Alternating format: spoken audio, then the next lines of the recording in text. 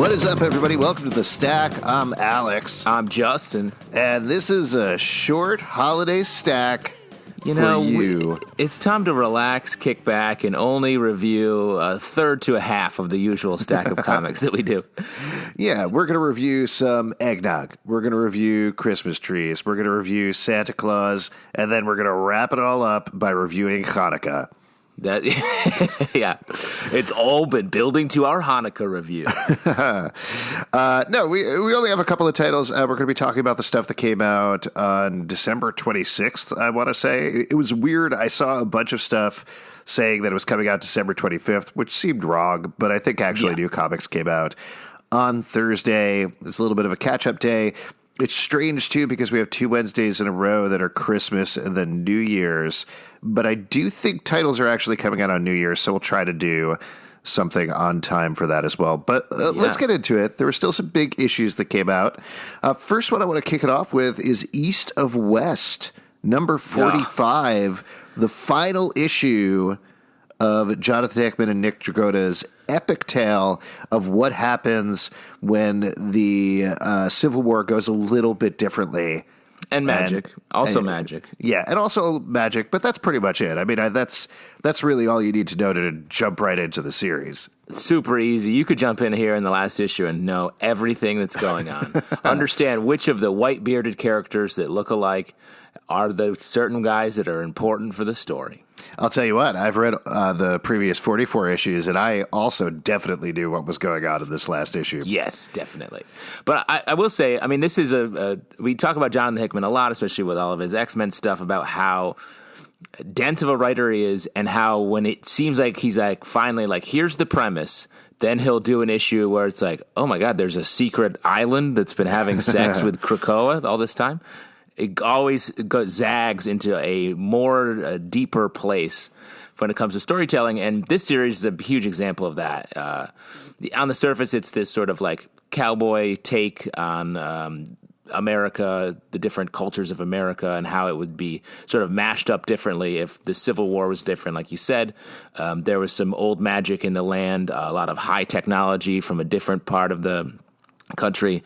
It's been one of my favorite series, especially because of Nick Dragotta's art. Just stunning art, top to bottom. Yeah, I was being a little glib about it, but it is... How dare you? I'm very sorry. Because it went off in all sorts of insane directions, played with the premise a lot. It, like you said, it's come down to... There's all these different, you want to call them districts, nation states, whatever you want to call them, that are different parts of America and this revised world have been warring. But in the background, the real story has been about death, literal death, trying to reconnect with his son and his wife and bring his family back together, while everything else that's happening in the world is trying to bring on the apocalypse, thanks to the other three riders of other three horsemen, war, pestilence, and famine. And I love this last issue. For all the complexity of what's got out of the series, they have honed it down to the important characters. There is a little bit of pickup, I think, with the human characters that happens at the beginning, which is beautifully drawn by Dragotta, but I wasn't as interested in as what happens in the rest of the issue, which is Death's final showdown with everybody. We get his son, Babylon, has been wandering through the wasteland with this virtual reality simulator called Balloon hanging off of him that was ostensibly trying to train him to bring about the apocalypse, but as ultimately it has changed. Babylon has changed. Death has changed. Death's wife has changed. All of these characters have changed in very epic ways, and even though it is this huge story, ultimately Hickman and Dragotta bring it down to very small, very personal, even with some big monster fights going on in the middle there. It ends very quietly and sweetly in a very romantic and beautiful way, which I loved. It's all about love, baby. Yeah. Forget about death. Death is love, man. Focus on love. I agree. I mean, it landed so nicely. And all of his, in this title, like, so much of his detail work is just great. Like, Babylon has been such an interesting character, watching his journey, and you're sort of like stressed out about when his Oculus Rift is going to come off. Right. And it comes off, this is a spoiler here, but it comes off in the grossest way possible. Super disgusting. But it's a phenomenally emotionally driven moment when it does happen. I would say now that we are done with the series, all 45 issues are done. If you did miss this is definitely one you want to go back and pick up and read through. It's going to work, I think, frankly, so much better reading it not month to month, because it wasn't even published month to month. Like, there were such long breaks, and it's such a deep dive, it's hard to keep track of. I feel like we've been reading this comic our entire lives. Yes, pretty much. It's such a big, epic story, and it's been going on for so long, even though it's just 45 issues, that I truly feel like, oh yeah, like, wow, when I was young and East of West was in its teens, we've grown so much. Yeah, I started out reading it when I was 14, and now I'm 19. Yeah. Let's move on to another big comic. You look like you're ready for college. Sophomore year is going to be I'm great excited. I think I'm going to get into one of the state schools. We'll see what happens. Yeah, definitely. Moving on from the end of something to the beginning of something, this is the kickoff of Marvel's next big event, Incoming #1. This actually picks up from Marvel Comics 1000 and Marvel Comics 1001 that reintroduced a bunch of very old ideas back into the Marvel Universe. One of them, maybe I'm getting the name wrong, the Infinity Mask, is that what it's called? The Masked Raider, I think is his name. Yeah, the Masked Raider. The Eternity Mask, I believe. Eternity Mask, yes, thank you. The Eternity Mask, which essentially turns him into like Taskmaster. He gains the powers of anybody who is near him, so he is their equal in terms of strength and ability. There's also a group called the Three X's, which, as they cheekily talk about in this issue, is kind of like the Illuminati, but with off-brand characters. And there's a new threat hitting the Marvel Universe. This starts off with a locked room murder mystery, and it expands outwards into something that's going to be a big threat to the Marvel Universe coming forward. This is another one like Marvel Comics 1000 and Marvel Comics 1001. This is a artist and writer jam where the story keeps going, but it picks up with new writers and new artists every couple of pages or so. What'd you think about this one, Justin? Well, I'll tell you, it's nice to just check in on Marvel continuity across the board. Like, I thought it was cool. It was really well done. Every couple pages dovetailed so nicely with the next storyline. And it doesn't even read like it's, 20 different authors and 20 different artists on it. It flows really nicely. And it was just nice. It's like watching the news. Yeah. I don't love this. I think it's because I've read 3 of these by this point, and my qualm with this issue, which is the same that was my issue with Marvel Comics 1000 and 1001, is I love the idea of having multiple writers and artists jam on a story, but there's a point when it does just become like checking it on the news, and there's things that happen that don't dovetail as cleanly, and it's more like, oh yeah, this is the Teen Heroes, this is kind of going on with them. Don't worry about it too much. It doesn't connect with the main action. Or over here, here's this other character, and they're doing this thing. Check out their title coming out soon.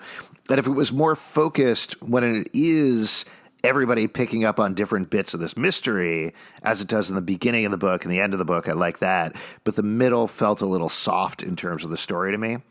Yeah, I agree with that, because the Spider-Man stuff, the Mr. Sinister X-Men stuff felt like a totally different departure thing. But yeah, when at the beginning, it felt like all these characters were necessary to get to the next stage of solving this mystery. So that was cool. Yes. What do you think of the reveal of the sort of next villain at the end? I don't like that at all. I think that was the thing that soured me quite a bit as well. I'm sure there'll be some twists and turns, but spoiler warning, 3, 2, 1 here. The villain is Hulkling. Hulkling is, correct me if I'm wrong, but Hulkling is half Kree, half Skrull, and he's always rejected his heritage. He's lived on Earth. He's been in love with Wiccan from the Young Avengers. They've had a very sweet, really wonderful romance, but a lot of his arc was about rejecting that. And by the end of the issue, he has accepted his destiny and is leading the combined Kree and Skrull to attack Earth. The thing lurking in the background is there's a third enemy that we don't know much about other than it's probably Warren Ellis because they're warning people about trees. But literally like one of the Skrull characters from the Kree Skull War storyline back in the day explodes into a tree. So the way that I think this story is going to go is Hulkling is attacking Earth. Third thing is going to come and everybody's going to have to team up in classic superhero fashion. But I really don't like the idea of taking one of the only positive portrayals of gay characters in comics and turning them into a villain. Yeah, well, that's why I hope this story has a little bit more twist and turn to it because, and Hulkling's such a nice, such a interesting character with all this like deeper connection to the Marvel universe on top of being like what you're saying, one of the only like gay relationships that has been longstanding and positive. So like, yeah, it's a little weird. And also I just like the Kree Skrull stuff. I feel like, I don't know if it's like, oh, we gotta attack. People love the Kree. Or it's like, I don't know. Do people like this? I don't ever. Skrulls are interesting because they shapeshift. That's fun. Right. But I feel like we've done so much of that in the last decade at Marvel. It's like, maybe give it a rest. It just, to me, and again, clearly there's twists coming. I'm interested to read, what is it called, Empire or something like that? Yeah. So based on the name, I would possibly throw out there that they win and take over the Earth. So I think, to me, it felt just calculated to be like, well, we've had a lot of storylines where the heroes have been fighting each other.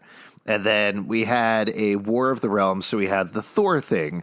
Now let's get the cosmic storyline because we haven't had the overarching cosmic storyline in a while. So it almost feels like spinning the wheel of crossovers, and they just hit on cosmic at this point.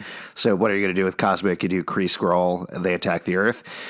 So again, maybe we've just been reading comics too long. Like I said, since I was 14, I've been reading comics. Now I'm 19, feel a little older, a little wiser. And I want to see something new. Show me something fresh.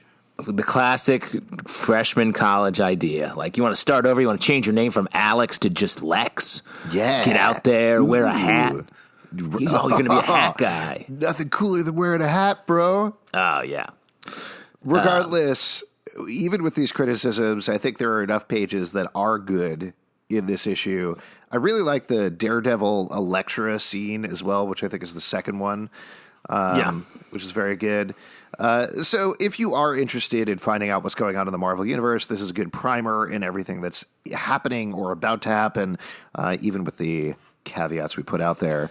It does feel like the New Warriors are coming back, which I'm very into. The talk in this issue about Night Thrasher, which I think the script on him is he is so utterly secure in his abilities that he uses a skateboard as a weapon, and it works.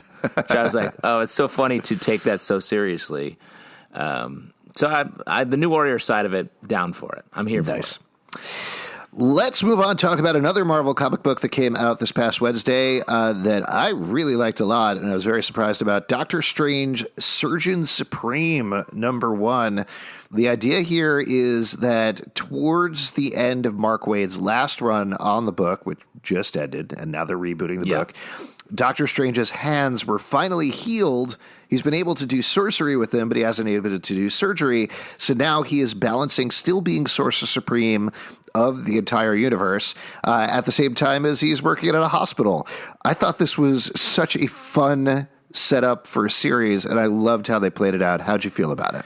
I love it, too. I've been reading Mark Waid's Doctor Strange for a while, and it's been so good. It's a title that we haven't talked about a ton, but just like, Mark Waid is just such a master of comics at this point, and like he just out here telling these like shorter stories, like a lot of one-off issues that are just like perfectly crafted, really well made, interesting, a little bit different than other comics out there, and it's such a weird choice. It's sort of like antithetical to Doctor Strange to be like, oh, now he can do surgery, but it really works. I feel like.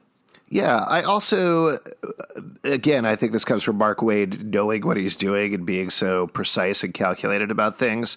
But the fact that he very specifically says, I can't do sorcery for the surgery because that would go too wild. I wouldn't be able to concentrate.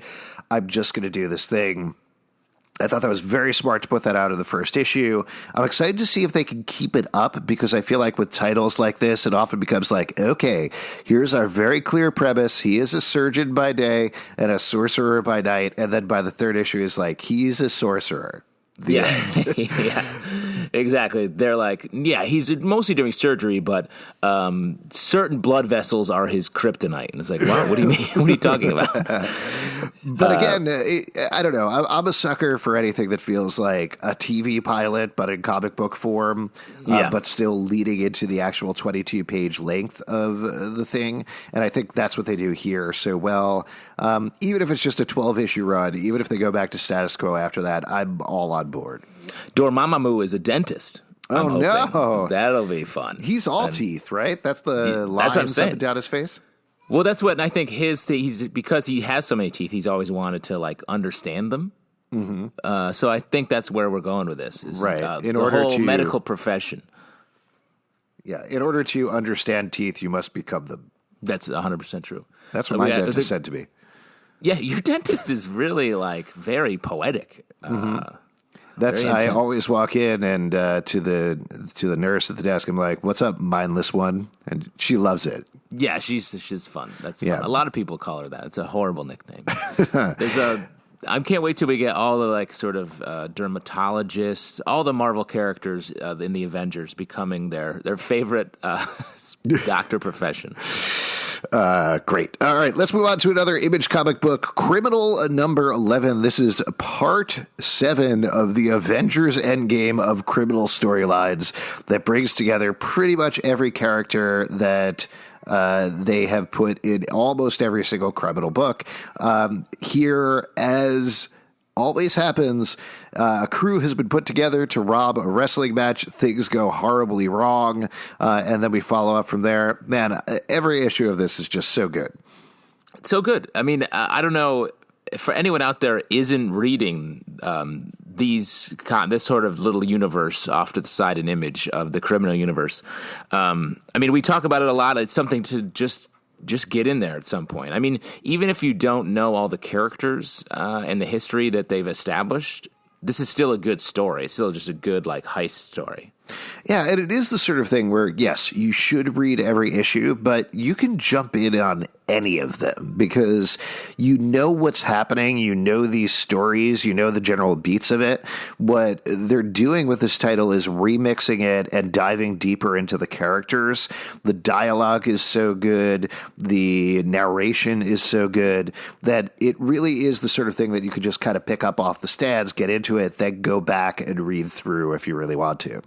Yeah, and I want to say, because we always talk about how great the storytelling is, but this comic as a whole package, because at the end of each issue, you get a couple pages of just Ed Brubaker talking about TV he's into, movies he's into, the comics business in general, what he's coming out with. There's a discussion of some TV shows here in the back, then a really heartfelt page about the death of Tom Spurgeon, comic professional died sort of suddenly recently.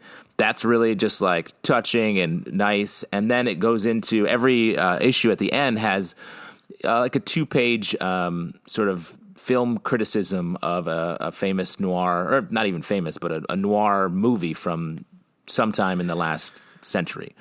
And beautifully drawn art alongside that. It's just such a nice package, and it feels like a comic book community that you don't really get anymore. Like, it's not like negative at all. It's all just like positive and like talking about the things that anyone who's reading this book might be interested in. Just like the criminal community, which is really tight and really pleasant, and I've been spending a lot of time in them and having a great time over the holidays here. Yeah, to live outside the law, you must be honest. That's what Bob Dylan said once. My dentist also said that. Yes, your dentist is Bob Dylan. That's the crazy part. It's nuts. He just is all teeth now. Yeah, the gum line, it is a changin', I believe he said. Woo! All right, back to Marvel Comics. Enough of this indie stuff. Peter Porker, the Spectacular Spider-Ham, now this one. is comic books. Enough of that indie stuff. Peter Porker, that's real shit. So this is Zeb Wells bringing back Peter Porker, the Spectacular Spider-Ham. It starts with, I believe, the actual origin pages of Peter Porker, which... Insane. True insanity. Totally insane. This is a piece of comics lore that I completely missed. And when Into the Spider-Verse came out, there's that line where, they have Peter Porker, I think it's not Spider-Gwen, it's Peter Porker, Spider-Man Noir, and Penny Parker are all doing their origins at the same time.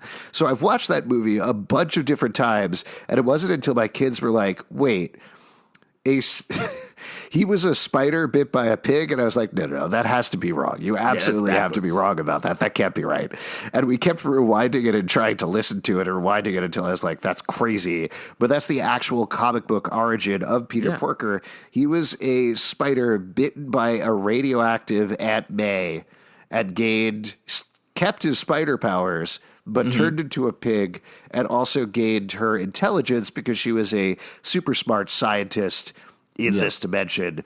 So this is following up on that. It's also following up on Web Warriors that was canceled pretty recently. And it's basically just Peter Porker bragging to the rest of these animal heroes about how great he is because he's gone through other dimensions until we finally get the setup of him going into the real world at the end of the book. What'd you think about this? Now, the Peter Porker origin is, I just imagine like a bunch of comic book people at the Marvel office in like the late 60s just like tripping balls like on like acid, being like, what if we did this? And they're like, yeah, Stan said it's cool, we can do it. And then that being what this character is. So this is, I was like, oh, okay, this is fun. But I got to say, pound for pound, the number of animal puns in this comic is just legendary. Proctor Strange is maybe my fave. It's great. I mean, it's very purposely dumb. It's a comedy book.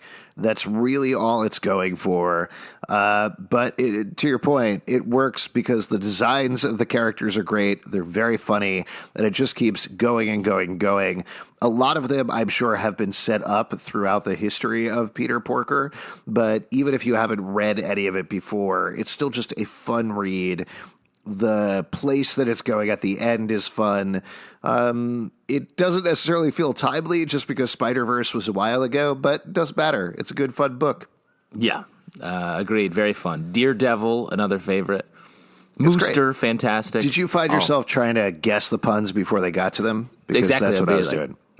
Just like see the animal and be like, Black Colt. Did not see that coming. Nope. Last one we're going to talk about is Venom number 21. This is picking up after the end of Absolute Carnage. Yes? That sounds right. Okay. I momentarily confused it with Maximum Carnage in my head, which is something from way before my time because, again, I'm 19 years old. But yes, you would never know anything. The 90s are just a punchline to you. Yeah. You're too young and fresh. Flannel? Who cares? So anyway, this is picking up after that. At the end of it, Venom had killed Carnage, absorbed a little bit into his body, and he had saved the world, but also destroyed the world by bringing on Null, the god of the symbiotes, freeing him from his prison. So Null is slowly making his way over to Earth, while Venom is trying to bond with his son. In this issue, an extra complication gets thrown in that he almost gets recruited by the Avengers for his participation in saving the world, but Carnage is still in his body and in his mind and still wreaking havoc on him. I really like where this is going. I have never been a big Venom head, but Donny Cates really has built this gigantic Uber story that keeps building and building and building, and I love it. Yeah, me too. It's good. And this sort of has like all the superhero stuff of Venom, because Venom lost his symbiote was taken away from him. So he doesn't really have much going for him super heroically here. So Carnage coming back and being inside him sort of rejiggers everything. So it's Doesn't back he have both? I think it's a combo Venom Carnage is what happened at the end. Yeah, it looks like I think that's the way it ended, but I don't think he has the same access to his powers as he used to. Right. And he knows about this threat.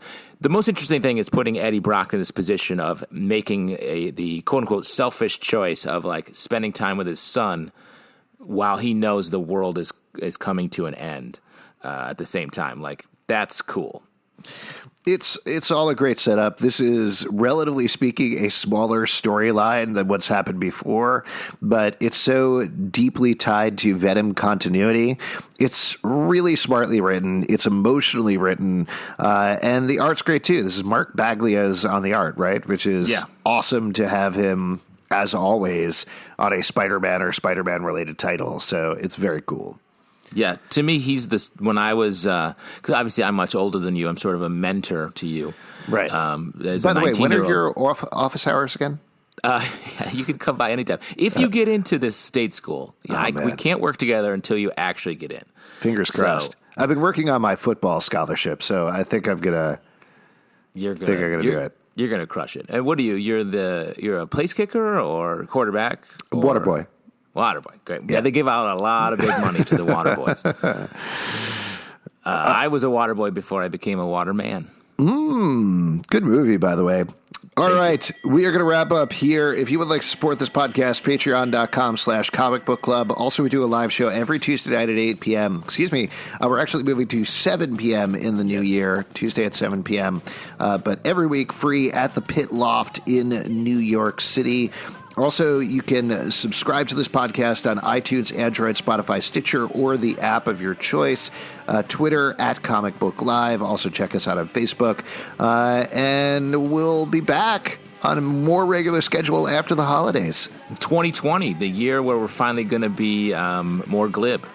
We're getting more glib in 2020. I'm going to be all teeth, I think. That's right, 100%. And I'm going to open up my dermatology, my superhero dermatology practice.